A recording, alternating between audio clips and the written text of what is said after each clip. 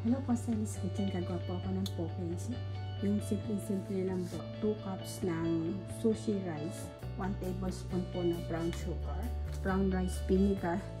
2 tablespoon po yung sesame.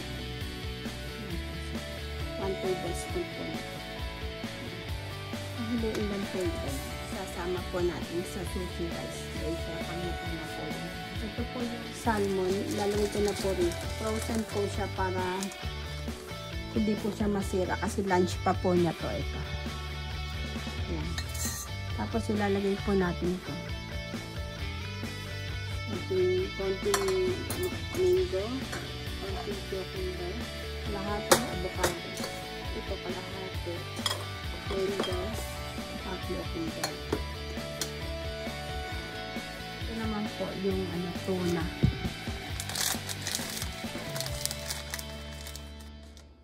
Ito po yung lunch. Lalagyan ko na lang po siya ng sushi rice. Bumaba na po yung red button dito. 2 cups po na sushi rice. 2 tablespoon po na brown rice vinegar. Tsaka po 1 tablespoon po na brown sugar at saka po 1 tablespoon po na sesame oil. Nalagyan ko na po na rice po. Ayan po. Fried onion po. Ayan po. Ayan po. Tapos na sesame po. Lalagyan ko lang po siya ng sesame. Ayan. Ayan lang po. Simple lang po. Pwede po ng